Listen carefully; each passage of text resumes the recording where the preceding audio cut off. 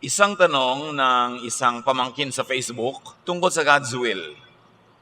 Pagod na po ang faith ko kasi puro trials ang buhay ko. Sabi niya, I always pray but do not receive favorable answers. I work very hard but always fail. Sabi nila, trial and testing lang daw yun.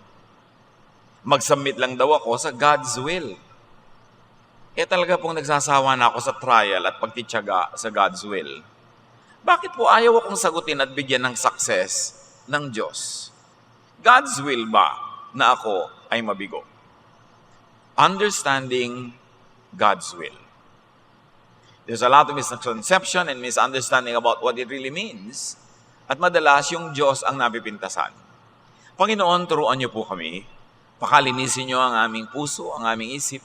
At ngayon ay gabayan, bigyan ng kaliwanagan, maunawa ang mga hiwaga ng buhay. At kung di man lubos na maunawa, ay ito ay matanggap ng maluwag sa dibdib.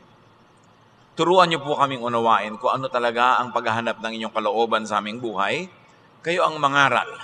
At ngayon, Panginoon, nais naming gabayan niyo kami, akayin. We ask you, we seek you, and we thank you. In the name of Jesus, your Son, our Lord and Savior. Understanding God's will. Yung kalooban ng Diyos. What are the roots of confusion about God's will? Ano-ano nga ba pinag-uugatan ng mga pagkalito tungkol dyan? Number one is faulty teaching, faulty belief. Mga baluktot na katuruan at baluktot na paniniwala tungkol dito. Tulad ng paniniwalang bawat detalye, kaliit-liitang detalyeng nangyayari sa buhay ng tao ay ino-order ng Diyos. Na may script ang buhay. Na ito ang aking kapalaran. At ito'y kailangang mangyari kahit hindi ko gusto. Yes, merong general tendencies ang tao because of our genetic makeup, but the details are up to us. Sinabi sa Bible na itinakda ng Diyos ang magaganap sa ating buhay, pero yun ay isang general na pagtatakda ayon sa paglikha. Kung nilikha ka niya halimbawa na magaling sa musika, ay halos itinakda ka na niya, magkakaroon ng career, magkakaroon ka ng vocation sa musika. Pero nasa iyo pa rin yun kung gagawin mo. Nasa magulang mo pa rin kung papayagan ka mag-training sa music. Nasa mga pangyayari sa buhay mo pa rin. Pero may general tendency, pero hindi yun scripted na ididikta sa iyo ng pagkakataon ang lahat ng mangyayari sa buhay. May mga tao na talagang ang pagkakagalikha sa kanilang Diyos, sila ay tahimik, introvert. So parang itinakda na rin na hindi sila magiging PR consultant, hindi sila magiging public speakers, kasi yun ang kanilang talento. Pero yung mga detalye na mangyayari sa buhay nila, hindi yun idinidikta. At because of this faulty teaching that God dictates everything, therefore the things that happen in our lives, in her life, in that particular letter writer, are caused by God. And that the things that happen, that don't happen, are withheld by God. Yan ang isang baluktot na paniniwala. Ang lahat ng nangyari, dinidikta ng Diyos. Ang hindi nangyari, ipinagkait ng Diyos. Kaya, walang ibang dapat sisihin kundi Diyos. This belief, this teaching is unsound, and it will lead to many other errors. Creation is governed by automatic, self-regulating, natural, scientific, and spiritual laws. That's a fact. Pag sinuri natin ang lahat ng alam natin na verses, lahat ng alam natin ng mga batas ng Diyos, batas ng moralidad, batas ng kalikasan, natural laws, they are all interconnected. At malalaman mo kung alin yung totoo sa mga yon, yung hindi tutugma doon sa mga kapwa niya, mga batas din. Halimbawa, may batas ang science, may batas ang physics, gravity. Pagka merong mabigat at wala siyang support, na ikokonekta siya sa ground o sa lupa, lalaglag siya. Kahit ka banal, kahit ka matulungin, maka-Diyos, pag nalaglag ka mula sa bubong ng bahay mo, masasaktan ka at pwede kang mamatay. Walang kinalaman doon ang kabanalan mo o pagiging makasalanan. Dahil merong batas ng kalikasan na itinakda na noon pa. At hindi yun sinususpend. Hindi ititigil ng Diyos ang law of gravity dahil merong isang banal na babaeng mahuhulog. Kaya magtataka yung iba, ang banal-banal po ng nanay ko, madadasalin, matulungin. Bakit po siya namatay sa pagkakahulog niya? Anak, law of gravity. Diyos din ang may gawa ng law na yon. Kung ayaw ng nanay mong mahulog, di siya dapat umakyat. Di siya dapat nadulas, dapat inakay mo, dapat hindi siya nang gilid-gilid. Dapat nasa safe place siya kasi hindi siya iniligtas ng kabanalan niya mula sa law of gravity. Kaya may mga misyonaring kinakain ng pating. Dahil alam nga naman pagka-missionary yung nado sa tubig, bilang mawala ng ganang kumain yung pating. Once in a while, there are so-called miracles. Halimbawa, nawala ng gana ang mga leon kay Daniel. Pero exemption yon, hindi yun rule. Kaya kung gusto mong mapaayos ang buhay, sumunod ka sa batas. Batas ng moralidad, batas ng kalikasan. Kahit ikaw ay madadasalin, kahit ikaw ay banal, lagi kang hindi kumakain, magkaka-ulcer ka. Batas yun na itinakda pa bago ka ipinanganak. And don't expect God to change the laws and the application of the laws to accommodate you. Jeremiah 33:25, this is what the Lord says, I have established the laws of heaven and earth. Period na yun. Nalikha na ang lahat, wala pa ang tao, nandun na lahat yung mga yon. So know God's natural and automatic laws and operate within God's natural and automatic laws. Hindi yung, ikakasal po ako, buwan ng Hunyo, gusto ko garden wedding. Pastor po ang mapapangasawa ko, ako worker sa church. Ipanalangin po nating huwag umulan. Sasabihin mo sa Diyos, pigilan niya yung ulan. Wala pang tao sa mundo, ulan na ng ulan pagka ganyang panahon, tapos ikakasal ka, pipigilin mong ulan. Ba't hindi ka nalang magpakasal sa ibang araw? Sa ibang panahon? O, huwag na sa garden, sa loob na lang ng may bubong. Para hindi tayo mapagod magdasal, kada dasal na huwag umulan, panahon ng tagulan, kinokontra mo ang Diyos to accommodate your hilig. Maraming ganon. Nagtataka sila, bakit po may mga mananampalataya na nandun sa isang building na sunog, pati sila nasunog? Law of combustion, nandun sila. Hindi ka i-exempt. Yung pag-exempt dyan, yun na tinatawag na himala. Tandaan nyo, ang himala, exceptional yon, hindi yon ang karaniwan. What happens to all of us is the result of the interactions of all automatic laws, especially our own actions and the actions of other people.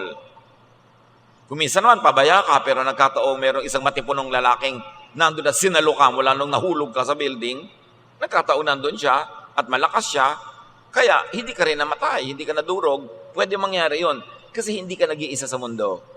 Ang ginagawa mo, para kang bola sa billiard table.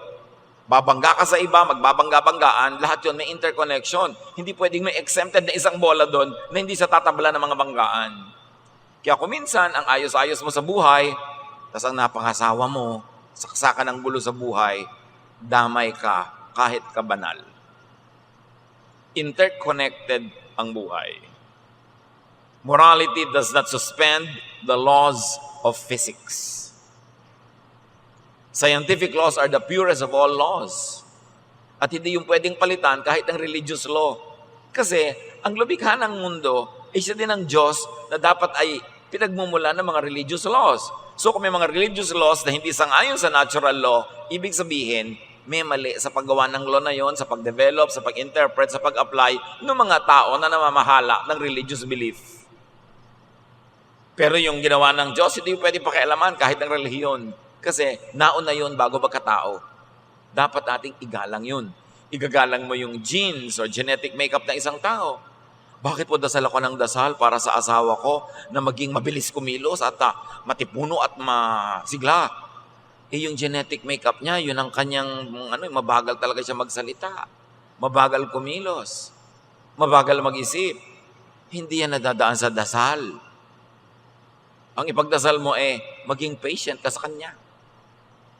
Kasi yun ang nature ng tao. Yung human nature, tapos gusto mong baguhin sa dasal, nababago, nafa-fine-tune. Halimbawa, red, pero gusto mo lang matingkad na red o medyo hindi matingkad na red, pero red pa rin. Hindi pwedeng gawing green yung red. Kaya yung tao nafa-fine-tune sa pag-aaral, sa pagsasanay, sa disiplina, sa alang-alang sa'yo, pero hindi mo totally pwedeng ibahin. Kasi merong inborn nature ang tao. At sinabi niya sa Psalm 135, You created me when I was still in my mother's womb. Nothing about me is hidden from you when I was made in the secret place. So, Diyos ang gumagawa sa tao. So, pati sa pagpili na magiging career ng tao o magiging vocation, ikagalang mo yung inborn nature. Kung ano talaga ang likas niya, mas magsasucceed siya doon. Ecclesiastes 6:12, For who knows what is good for a person in life? During the few and meaningless days they pass through like a shadow. Ang totoo, wala naman talaga nakakaunawa ng lubos ng mga hiwagang niya ng buhay. Hindi dapat pinoproblematize kung walang solusyon. Hindi dapat itinatanong kung walang sagot kasi mapapagod ka lang. Ecclesiastes 8:6, For there is a proper time and procedure for every matter, though a person may be weighed down by misery. Yan ang batas ng Diyos. Batas ng kalikasan. May tamang panahon at may tamang paraan para sa lahat ng bagay. Tama nga ang paraan mo pero mali ang panahon, hindi pwede. Tama nga ang panahon pero mali ang paraan, hindi rin masyado magtatagumpay. Dapat tama ang panahon, tama ang paraan. Ecclesiastes 8:14, There is something else meaningless that occurs on earth. The righteous who get what the wicked deserve, and the wicked who get what the righteous deserve. Sabi niya, meron pang kabalintunaan sa buhay. Kung sino pa yung masama, yun ang yumayaman. At kung sino pa yung mabuti, hindi siya yumayaman. Pero paminsan-minsan lang yun, hindi laging totoo. Kasi alam natin na merong mga mabuti na mayaman at merong mabuting mahirap. Merong masama ang ugali na mayaman, may masama ang ugali mahirap. So walang kinalaman pala yung kasamaan o kabutihan ng ugali sa pagyaman o paghirap. Maybe it is dependent on your business practices. It is dependent on your work style, timing, pinili mong hanap buhay, timing mo sa pagpasok sa hanap buhay na yon, mga nakapartner mo, ang daming factor para ka maging matagumpay. Hindi lang yun nakaasa sa iyong religiosity. Akala kasi ng iba, kung mo ipinanalangin, kung mo sila ay makadiyos, magsasakit na sila sa lahat ng gagawin nila. Eh hindi pala marunong mag-accounting, hindi marunong magkwenta. Sobra palang trusting, nakukupitan na ng sekretary, ng accountant, ng debit, credit, kupit. Hindi pala marunong ng pamamaraan na iisahan ng kapwa. So, akala nyo, Lord, di po ba, makakadiyos naman ako, nagtatight po ako, bakit hindi nagtatago pa yung business ko? Hindi lang nadadaan sa ganyan yan, ang daming factor. Yung pwesto mo ng tindahan, nasa tama bang lugar? Yung tinda mo, tama ba sa panahon? Nagtitinda ka ng mga winter coat sa summer sa Pilipinas, eh, hindi ka talaga aasenso doon. Magtinda ka na lang ng malamig na kamatsile, baka kumita ka pa. Nasa tamang lugar, tamang panahon, tamang teknik. Hindi lang nadadaan niya sa pagiging relihiyoso at pinagdasal. Kasi ang pinagdarasal mo is according to God's will also, hindi yung kontra sa God's will. So hindi morality lang ang factor sa fruitfulness. May iba pang laws at work. Natural laws. At hindi masama na alamin at sumunod sa natural law because God is the creator of nature. Therefore, the law of nature is God's own law. Sometimes what happens is not logical or reasonable. From our point of view, tulad nung akala natin, kung nga ipinagdasal ang biyahe, hindi dapat lumubog ang barko pero lumubog pa rin. Pero from another point of view, reasonable yon. Kasi pala, hindi na maintain yung barko o ang lakas ng bagyo o hindi marunong yung kapitan o binangga sila ng ibang sasakyan. So, may logic kung bakit lumubog. Sabi mo, pinagdasal ko naman, ba't lumubog pa? Kasi hindi lang yun ang mahalagang factor sa buong buhay. Ecclesiastes 9:11, The race is not to the swift, or the battle to the strong, nor does food come to the wise, or wealth to the brilliant, or favor to the learned. But time and chance happen to them all. May isa pa. Pag hindi mo naintindihan ang nangyayari kasi walang logic, sabi ng Ecclesiastes, hindi lahat ng mabilis tumakbo ang nananalo sa karera. Hindi laging pumupunta ang pagkain sa mesa ng mga matatalino. Maraming matatalino, gutom. Sabi ganoon, hindi lahat ng pabor ay pupunta sa mga maalam kasi maraming mangmang na, biglang umaasenso, nadadaig yung iba. Sabi niya, alam niyo kung bakit? Swerte-swerte, malas-malas din minsan. Sabi niya, time and chance happen to all. So pagka wala ka na makikitang paliwanag, ginawa mo na ang lahat, hindi ka pa rin nagtagumpay, malas-malas ka lang ngayon. Subukan mo ulit bukas, baka swerte-swerte ka.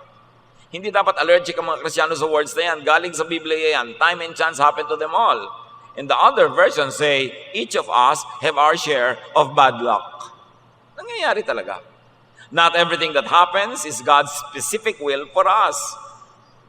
Why? Because we have our own free will and we operate according to that will. Proverbs 16:9, in their hearts, humans plan their course. Malaki ang ating papel kung bakit tayo naglalakad sa isang daang patungo sa kung saan, sa paraan at bilis na paglalakad natin, may kinalaman tayo doon. And our fellow humans also have their own free will. Often those wills oppose each other and clash. And natural law prevails. The stronger one wins. Ganun talaga. Kahit ka mabait, makikipagbuno ka sa isang hindi mabait na malaki ang muscle, talo ka. Kasi natural law, yung malakas, magwawagi.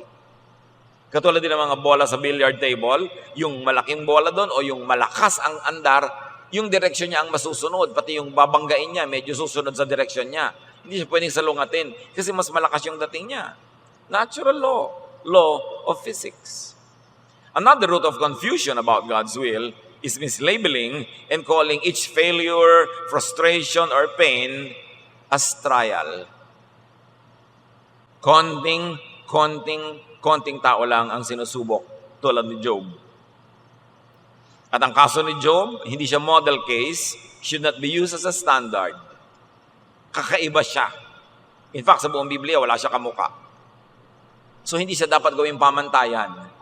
Hindi ugali ng Diyos na subukan ng tao.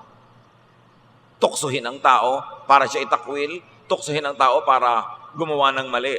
James 1:13-14, when tempted, no one should say, God is tempting me. For God cannot be tempted by evil, nor does God tempt anyone. But each is tempted when, by his own evil desire, he is dragged away and enticed. So sabing tinutokso ka ng Diyos, sinusubukan ako ng Diyos, hindi ka nun ng Diyos. Natukso ka kasi gusto mo. Pwede ka bang tuksohin sa ayaw mo? Kaya ka lang natukso kasi gusto mo. At tapos, yung kagustuhan mo, yung sinunod, kaya nanalo yung tukso. Hindi mo dapat sisihin ng Diyos doon. Tayo ay responsible for what we do. Hindi ka nag-aral, babagsak ka sa test.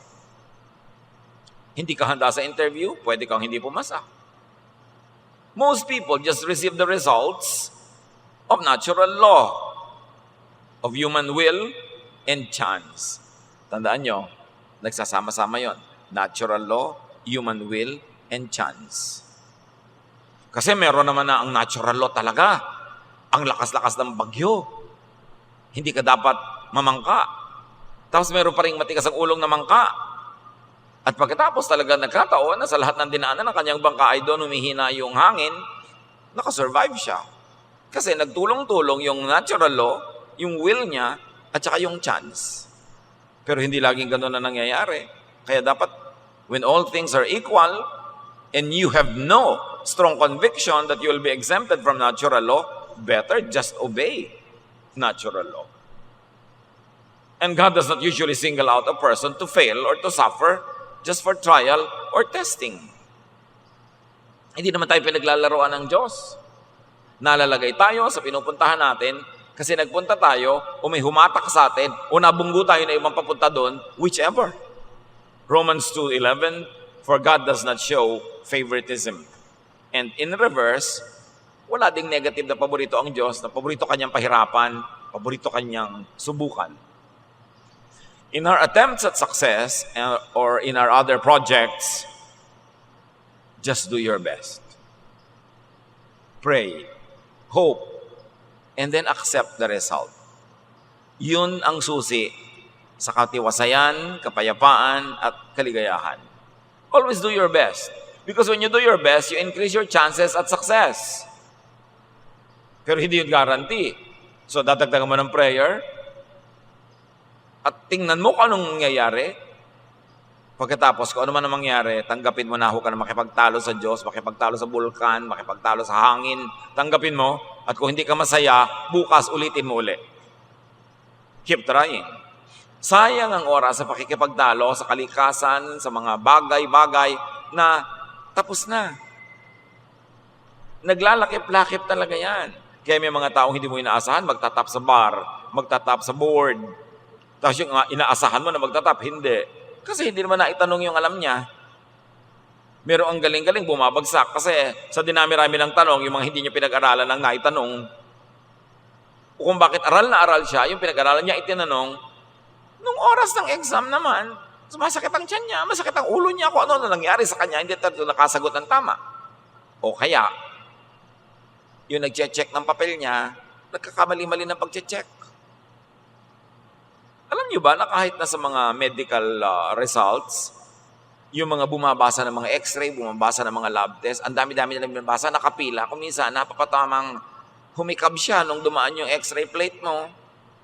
Pwedeng makakita bigla na kung anong sakit yun, wala naman pala, ikaw takot na takot na. So, repeat the test.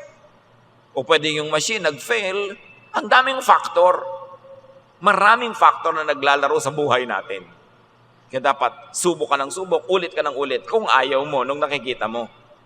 Hanggang sumaya ka, o kung talagang ayaw niyang pasayahin ka, turuan mo sarili mong tanggapin para ka sumaya. Kasi ba't ka makikipagbuno sa bato? Bakit ka makikipagtalo sa nangyayaring hindi mo naman kayang kontrolin? And we should not blame God for the frustrations of daily life. Galatians 6:7. Do not be deceived. God cannot be mocked. A man reaps what he sows. Inaani ang itinatanim. So ang tanong, bakit po itong ani ko? Yan ang itinanim mo. Aba, hindi ko po itinanim yan. Yan ang itinanim ng asawa mo. Siyempre, damay ka. O yan ang itinanim ng anak mo. Hindi ka naman nagtanim ng gulo sa buhay. Bakit lagi ka nasa presinto? Yung anak mo kasi magulo. Di lagi ka nasa presinto. Kasi damay-damay talaga tayo. Ang creation, isa lang ang tingin ng Diyos sa lahat, hindi individual yan lagi. Damay-damay. Nananahimik ka, nag-ipon ka, nagkaroon ka ng maliit na bahay. Yung kapitbahay mo, nagkakandila, nag-inarte, habang naliligo, may kandi-kandila pa, nasunog yung bahay niya, nadamay yung bahay mo. Damay-damay talaga. Sabi, Diyos ko, bakit? Kasi yung bahay mo, hindi bato, nasunog, katabi mo, nasusunog, ganun. May natural answer yun. Hindi mo kailangan magtaka.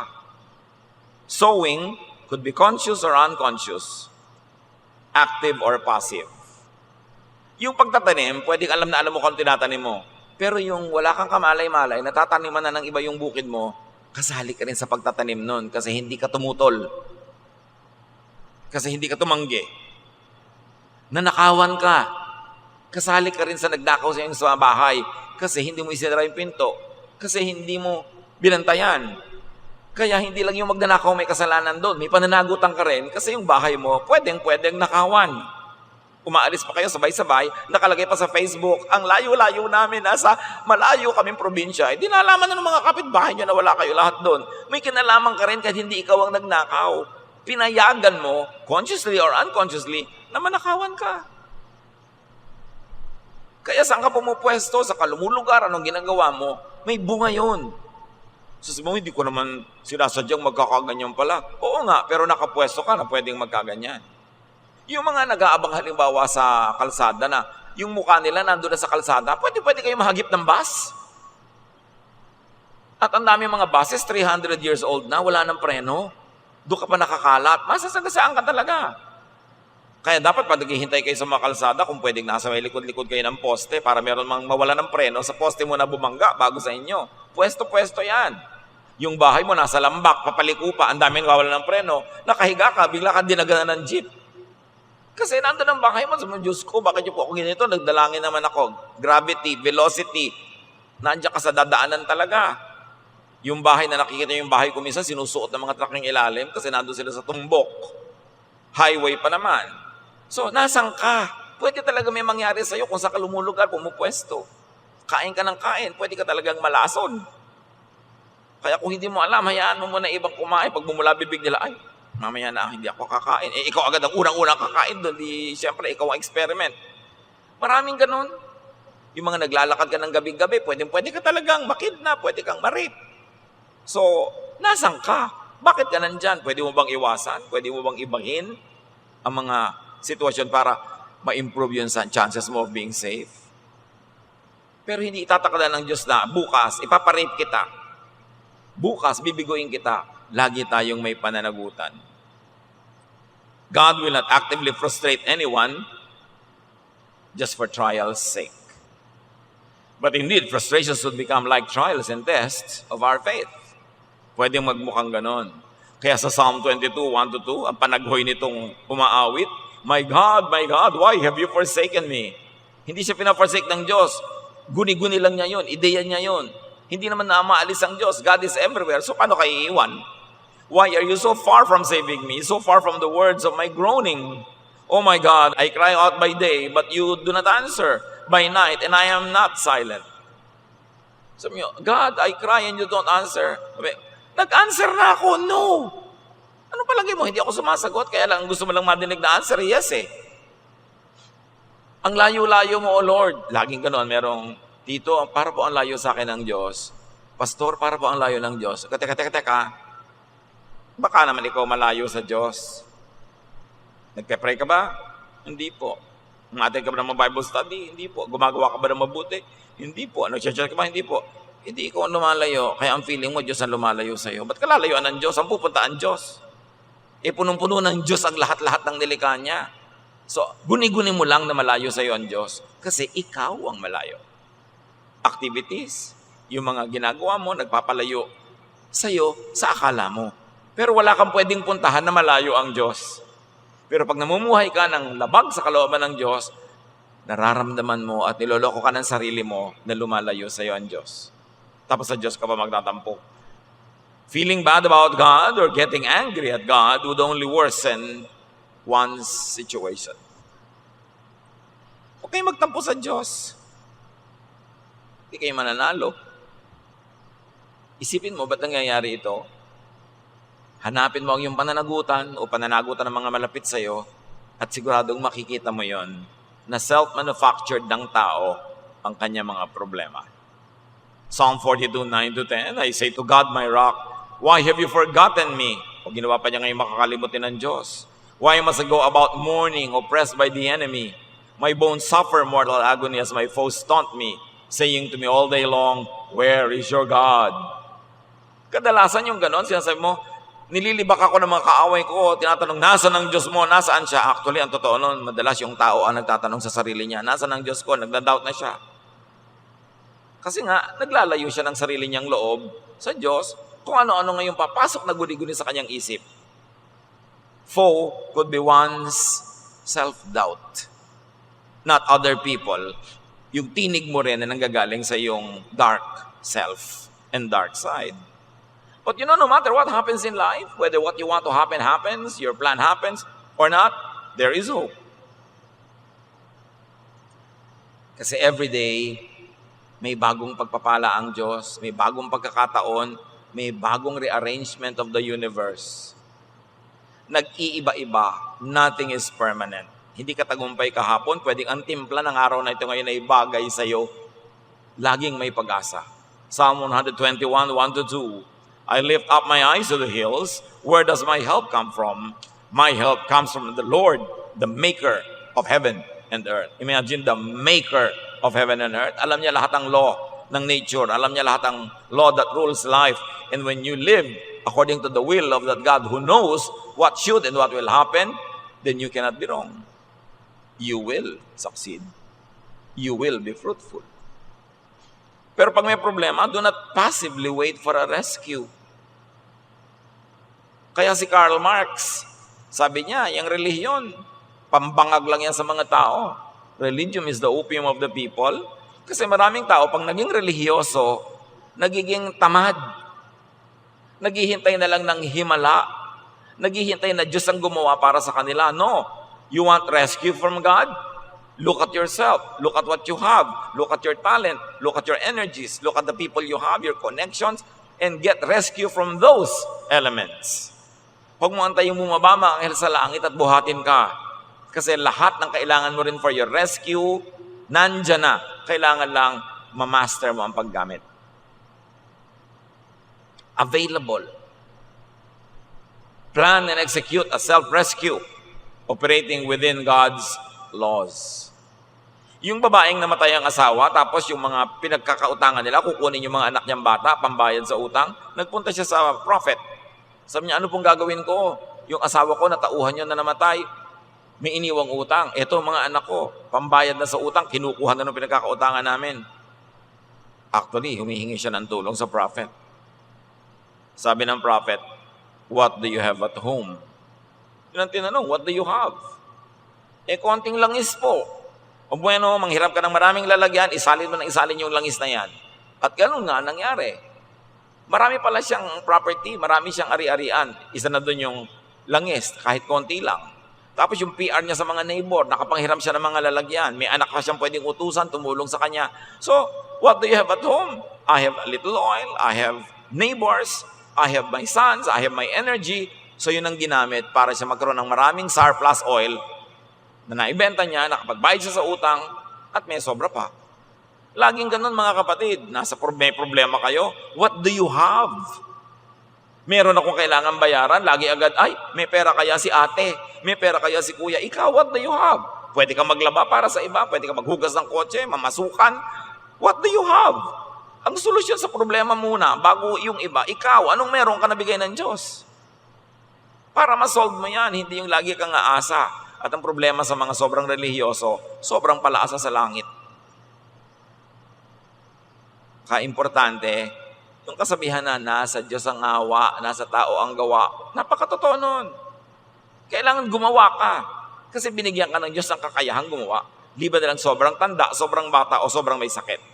Yun ang nangangailangan ng tulong. God's will seems to be everything permissible to happen within the life systems God designed, including inputs from nature and other living beings.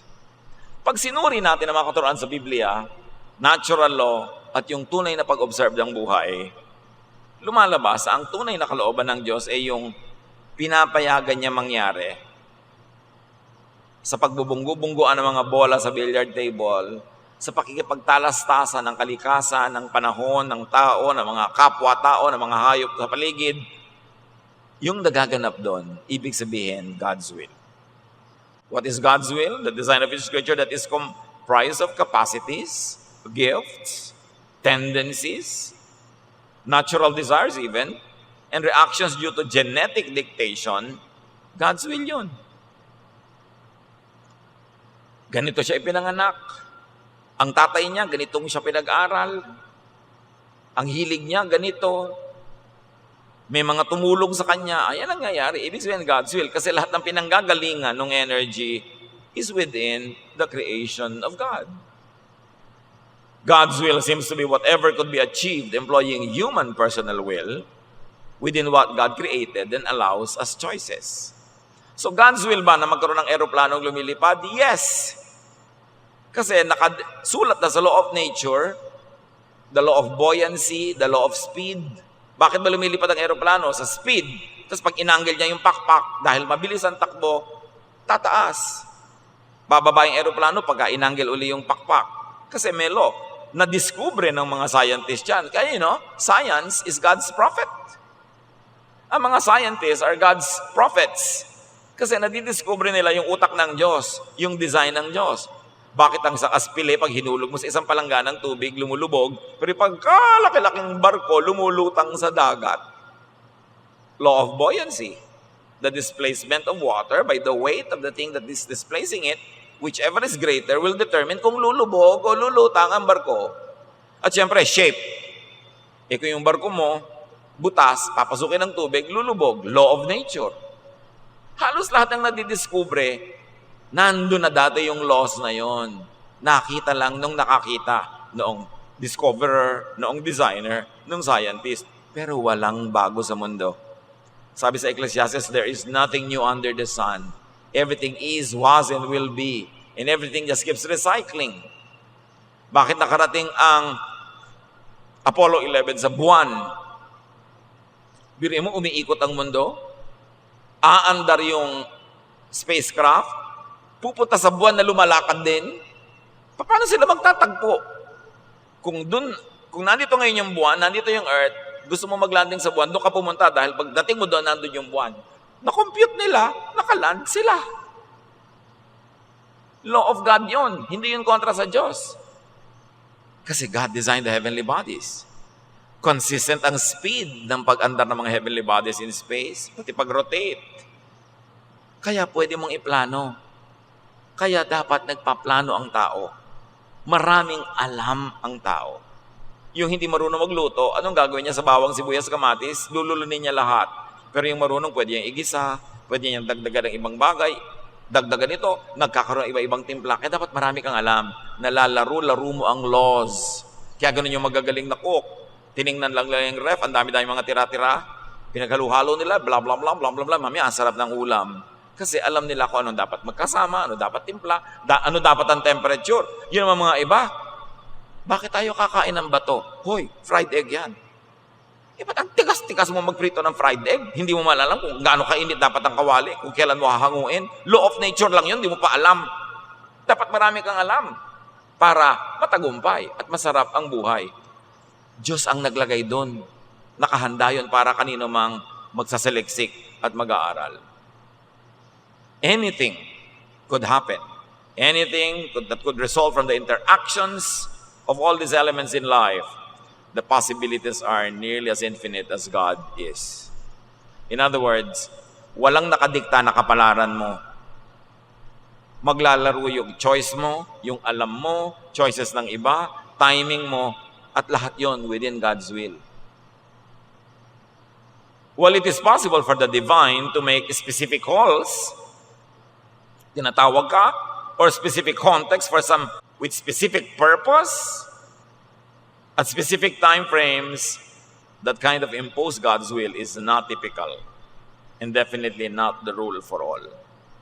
Pwedeng meron talagang pinili ang Diyos na paggawain ng isang bagay, gusto niyang malagay ka sa ganong sasakyan, magpunta ka sa ganong lugar, at may kausapin kang ganong tao. Pwede rin mangyari yon kasi Diyos siya eh. Pero bihira yon. Madalas, nandun lang tayo kasi pumunta tayo, may humila sa atin o inanod tayo patungo ron. Yun ang mga dahilan. Bihira yung Diyos mismo ang pumipili kung ano mangyayari.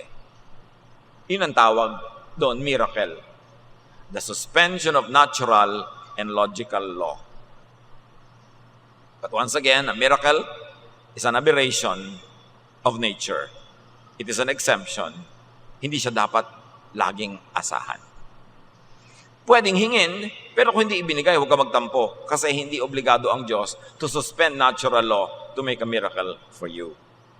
Kung kailan may sakit ka na, humihingi ka ng himalang gumaling ka, ang dami mo nang kinain na bawal. Ang dami mo nang ginawang masama sa katawan mo, tapos kayo ang lalala mo na, hihingi ka ng himala. Kung binigyan ka, salamat. Pero kung hindi, tanggapin mo. Kasi napunta ka dyan dahil merong ka ring pananagutan. As such, there could not be one specific destiny for anyone. Like one specific pre-chosen life partner that you have to meet serendipitously. Yung sino kaya ang itinakda? Siya na kaya ang itinakda sa akin ng Diyos? Siya kaya ang itinakda? May nakatakda sa iyo talaga. Halimbawa, mahilig ka sa masayahin na tao. So may maraming tao, milyones, baka bilyon yung mga nakatakda para sa iyo. Walang nakaspecify kung alin yon. Kasi kahit alin doon pwede. Ngayon, hindi ka na umaalis ng bahay, yung magpuputo lang na dumadaan sa bahay niyo, ang nakikita mong masayahin, yun siguro ang mapapangasawa mo. Kasi nilimitahan mo yung choice. Pero kung ikaw sana yung nagtinda ng puto, ikot ka ng ikot sa buong bayan, ang dami pang nakitang choices. Pero doon ka pa rin pupunta sa gusto mo. Liban na lang. Hindi mo nang gusto itong babaeng to, ginalaw-galaw mo, napikot ka tuloy. Ayan, kahit hindi mo siya gusto, napunta ka. Kasi pananagutan ka rin. Is that within God's will? Yes. Because that's within natural law. Nandun ka, nandun siya, may ginawa kayong kung ano, napahamak ka, Natural law yun. Cause and effect. If P, then Q. Sabi sa trigonometry. Kala mo naman may natandaan ako sa trigonometry. So, napakahalaga yun. As such, there could not be one suffering or happiness that is God's specific will for a person. Walang assignment na lungkot o saya para sa'yo. Ginagawa mo yan. Walang taong biktima. Kasi kahit binibiktima ka na, pwede namang hindi mo tanggapin eh. Inaapi ka, pwede ka namang hindi paapi. Kinakawawa ka, pwede ba naman layasan yung nangangawawa sa'yo? Nandiyan ka, kasi pumapayag ka. So may pananagutan ka pa rin. Kasi kung merong script, if there are people who are destined to suffer this way, that would make creation just glorified robots. Hindi naman robot ang ginawa ng Diyos, tao may sariling kalooban. Si Adan at si Eva nga, sinabihan na huwag nyo itong kainin, kinain pa rin nila eh. May kalooban. At nung kinain naman nila, hindi naman sila pinatay. Sabi nila, ay, hubad kami, ay, nakakahiya. Ginawa pa sila ng Diyos ang damit. Ganun mapagmahal ang Diyos. Hindi nyo ako sinunod, pero dadamitan ko pa rin kayo. Meron tayong will. Nandiyan ka. Kasi kung hindi mo man sinadyang magpunta dyan, may nagdala sa'yo, pero hindi ka na umalis. Pumayag ka. Will mo yan. Kaya may pananagutan ka. We act and react to and interact with the rest of creation. Katulad nung magpapakasal ng tag-ulan, sasabihin ko na sa inyo pag magpapakasal kayo ng tag-ulan, tapos guardian wedding, huwag niyo ako i-request na ipag-pray ko kayong huwag umulan. Hindi ko talaga pinagpe-pray. Kasi bakit ko naman kakalabanin ng Diyos tag-ulan? Sinasuggest ko na nga na doon na kayo sa basketball court, o sa barangay hall, o sa Malacanang Palace, may bubong, ayaw mo pa rin. Pag umuulan, sorry. Ganyan talaga. Kaya dapat ang trahe de boda mo, pag tag-ulan, kapote. Ang shoes mo dapat, bota. Ay, nakita ko na lahat ang uri ng kasalan. Mga sapatos sa matatakong na lumulubog sa putik, hindi mabunot-bunot, hanggang buhat-buhat na ng mga abay yung mga sapatos nila. Nakikita ko, sabi ko, pinili nyo kasing tag-ulan. Hindi ko naman sinasabing buting sa inyo. Naaawa din naman ako dahil hindi natutuloy yung plano nila. Pero atikas ang ulo. Lalabanan mo yung nature. Everything in creation also acts, reacts, and interacts with everything else. Kaya hinahagis mo mga kalat sa dagat, mga basura, nakakain ng isda. Mamaya, kinain mo yung isda, nakain mo yung basura mo. Kasi interconnected talaga tayo. Yung hangin, pinaparumay mo, mamaya, ikaw din ang lulunok niyan. Hindi naman ikaw yung naninigarilyo, nagkaroon ka rin ng cancer. Kasi nalalanghap mo yung usok ng iba. Yung iba naman, may usok. Pero ba't di mo puntahan yung naninigarilyo? Nausukan ako, huwag dito manigarilyo. Hindi, pumapayag ka, reklamo ka, pero ayaw mo kumibo, magdusa ka, magka-cancer. Kasi dapat naninindigan ka para sa sarili mo. Tulad ngayon, may batas. May batas na hindi na pwedeng naninigarilyo kahit saan na lang. Restaurant, meron pa rin pumapayag, naninigarilyo ibang client. Ipatawag mo yung may restaurant kasi pwede mo ipakulong yung may-ari ng restaurant pag pinayagan niyang may naninigarilyo sa kanyang restaurant. Kahit ang dami nila, nag-iisa ka lang, ang batas sa kakapanig sa'yo. Pinalaki kasi ng nanay mong mahiyain, hindi ka na kumikibo, magka-cancer ka. Pumapayag ka. Will mo yun. Yun yung permissive will mo or yung unconscious will. Kahit hindi mo ginawa, pero pumapayag kang ginagawa nila, kasali ka na rin sa gumagawa nun. Any and every fruit of such life exchanges, their combinations, sums, derivatives, compounds, mixing, remixing, are all God's will. So God's will ba na mayroong barko na punong-puno ng mga kabataan na nag-camp, lumubog? Law of gravity Baka overloaded sila. Hindi na-maintain ang barko. O masama ang panahon. O kasi selfie nila, lahat sila nasa isang gilid ng barko, tumiwarik, lumubog. Yes. Law of physics. Pero hindi inisip ng Diyos na, pag nag-camp kayo, papalubugin ko yung barko para kayo mamatay lahat. Siyempre, hindi ganun yung God's will. Pero yung ginawa mo within what nature will allow, and it happens to you, yes, it is God's will. Because God is the law of nature. And you don't expect God to suspend the law of nature just because you're careless. You've got to master the law, use it to your advantage, and then you will be fruitful. sa law. The lesson really is to know God's natural and moral laws. Kasi yung natural law niya, moral law yan. Know God's will so that you will live and move and operate within that will. Operate within those laws para ka mapabuti. Do your best.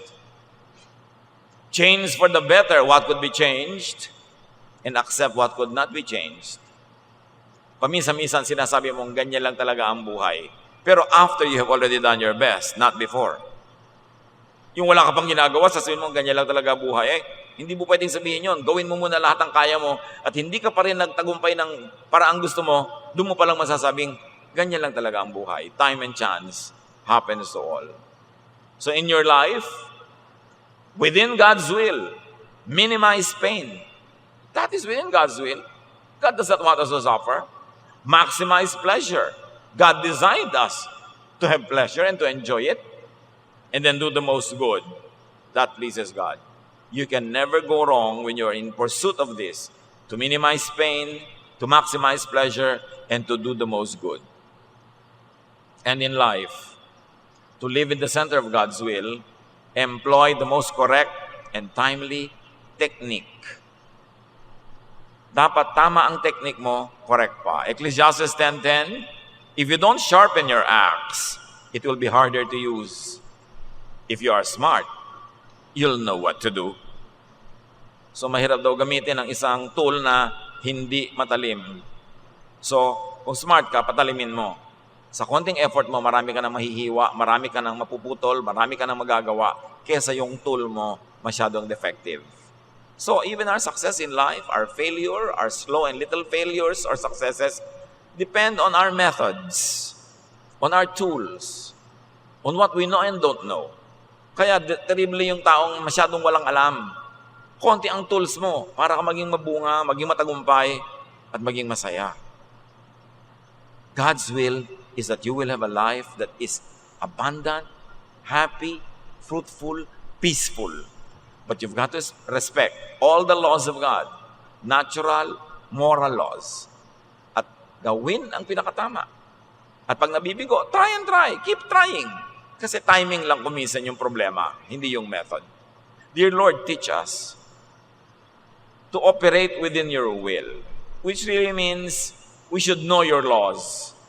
Your moral laws, ano talaga ang good na nagbubunga ng good, ano ang bad na nagbubunga ng bad, alamin namin ito at aming sundin. At alamin namin ang scientific and natural laws. Maging maalam kabit parunong, huwag namin pagbanggain ng religion and science because you are the foremost scientist. You created all of the scientific laws. At habang ito'y nalalaman namin, nagagamit namin to our advantage, we live in the center of your will.